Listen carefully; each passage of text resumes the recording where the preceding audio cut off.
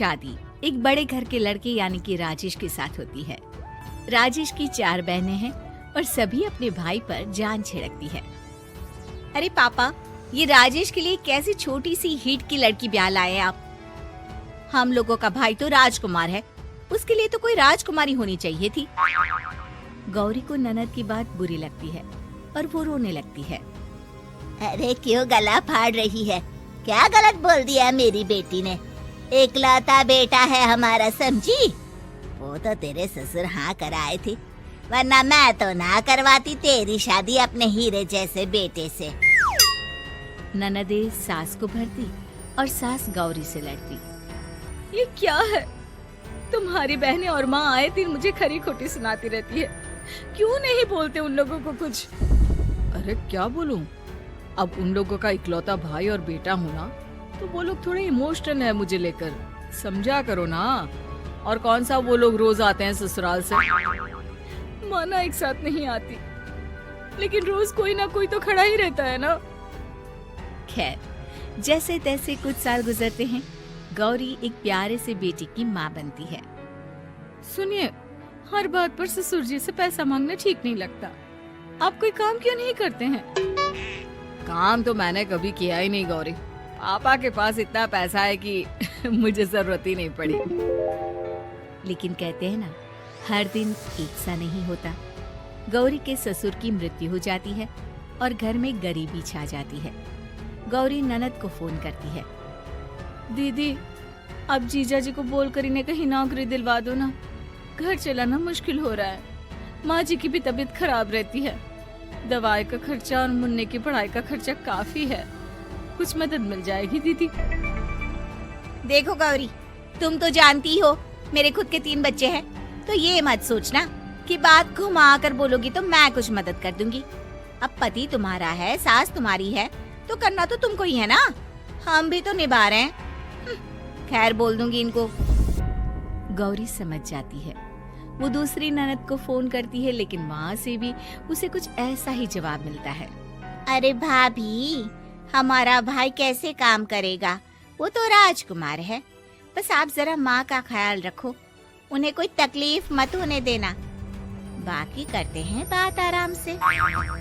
गौरी, मैं ना एक फैक्ट्री में काम करती हूँ, तुम्हारी परेशानी समझ सकती हूँ। क्यों नहीं तुम भी मेरे साथ वहाँ काम करती? अरे लेकिन मुन्ना तो छोटा है ना। तो क्या हुआ, तेरी सास और पति तो घर पर ही हैं, वो लोग संभाल लेंगे। तू चल मेरे साथ। गौरी ने अब काम करना शुरू कर दिया था, लेकिन उसका सपना अपने बेटे को अच्छी शिक्षा देने का था।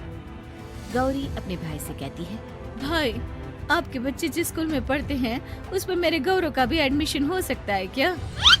अरे कैसे बात कर रही है गौरी?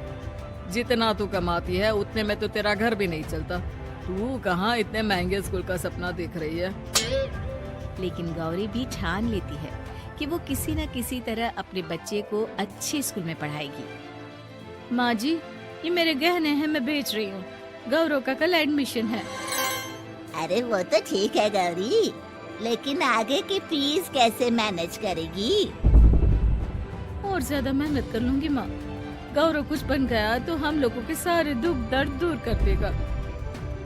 गौरी, हम लोगों ने तुझे गलत समझा, लेकिन तू ही थी जो ये घर लेकर चल रही है, वरना कब की अलग हो जाती। गौरी सास की ओर मुस्कुराकर देखती है। आप भी तो मेरा साथ दे रही हैं ना। अरे कभी खाने में अंडा या मुर्गा भी खिला दिया करो, क्या रोज रोज पत्ता खिलाती रहती हो? अरे शर्म तो आती नहीं, सारा दिन बहू काम करके पैसे लाती है, खुद तो कुछ करता नहीं, ऊपर से मुर्गा खाना है इसको। गौरी अपना घर चलाने के लिए तो पर्याप्त पैसे कमा लेती है, लेकिन बेटे के महंगे स्कूल, कोचिंग और उसकी डिमांड पूरी करने के लिए उसे लोगों से पैसे उधार लेने पड़ते। माँ, मुझे जूडो कराटे की ड्रेस चाहिए, मैं घर के कपड़ों में क्लास नहीं अटेंड करूँगा। और क्या, बिल्कुल, घर की भी कोई ड्रेस होती है क्या? मैं कल ही ला दूंगी ना बच्चा, तू बस मन लगाकर पढ़ाई किया कर। उसके जाने के बाद कहाँ से लाएगी पैसे ड्रेस के? माँ, वो पास वाली चाची से कुछ पैसे उधार लूंगी। अरे सभी से तो उधार ले चुकी है तू। कर्जा इतना चढ़ा लिया है कि पूरा जीवन भी कमाएगी तो उतार नहीं होता। वो सास की फोटो के सामने हाथ जोड़ती है कि उसका पति उसे कहता है, देखा गौरी, तेरी तपस्या खत्म हुई। इतने सालों से जो तू फैक्ट्री में नौकरी कर रही है, अब तू आराम कर सकती है। अरे नहीं नहीं, अभी तो नौकरी लगी है, कुछ दिन कुछ पैसे कमा तो लेने दो। कुछ महीनों बाद गौरी की ननद गौरव के लिए रिश्ता लेकर आती है। अरे भाभी, वो मैं ना रिश्ता लेकर आई थी गौरव के लिए। सुना अच्छा कमा रहा है, क्यों? देखा मेरी बहन कितनी अच्छी है, कितना सोचती है हम लोगों के लिए। गौरी कुछ नहीं कहती, लेकिन उसका मन नहीं होता है कि वो बेटी की शादी इतनी जल्दी कर दे। हाँ वो तो ठीक है, लेकिन अभी कुछ कर्जा है जिसे उतारना है। तो क्या हो गया, शादी के बाद भी उतार लेगा। कम से कम एक लड़की आ जाएगी तो आराम रहेगा। गौरी लोगों के प्रेशर में आकर बेटे की शादी कर देती है और शादी के बाद एक दिन जब अपनी फैक्ट्री में जाती है, मैनेजर साहब कैसे इस फैक्ट्री में 22 साल काम कर लिया पता ही नहीं चला। अब तो बेटा सेटल हो चुका है, नौकरी की जरूरत नहीं है, लेकिन आप सभी का शुक्रिया। गौरी बहन, बहुत मेहनत की तुमने जीवन में, अब भगवान कोई मुश्किल ना दे। गौरी घर आती है, लेकिन दरवाजे के बाहर से ही उसे बहू और बेटे की आवाज सुनाई देती है। क्या है, तुम्हारी माँ ने तो सोचा भी नहीं कि जो कर्जा वो ले रही है खुद की अय्याशी के लिए, वो हम लोग क्यों भरे? उनका कर्जा है वो देखे। हाँ लेकिन क्या करूँ, माँ को छोड़कर रह भी तो नहीं सकता ना। अरे रह नहीं सकते तो क्या करोगे? पूरी जिंदगी उनका कर्जा चुकाते रहोगे? कल को हमारी भी फैमिली बढ़ेगी, कैसे मैनेज करेंगे? मैं नहीं जानती, साफ साफ बोल दो पैसे नहीं है फालतू के। जिसका कर्जा है वही निपटाए। गौरी बेटे बहू की बात सुनकर स्तब्ध रह जाती है और अंदर न आकर वहाँ से सीधे फैक्ट्री जाती है। मैनेजर साहब, मैं सोच रही थी कि इतनी जल्दी नौकरी नहीं छोड़नी चाहिए, जब तक हिम्मत है तो कर लेते हैं।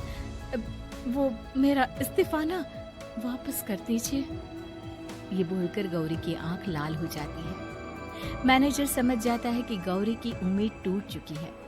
वो उसके हाथ में इस्तीफा रखकर कहता है, कर्जा माँ का है तो माँ ही चुकाएगी। माँ का कर्जा आज तक क्या कोई चुका पाया है?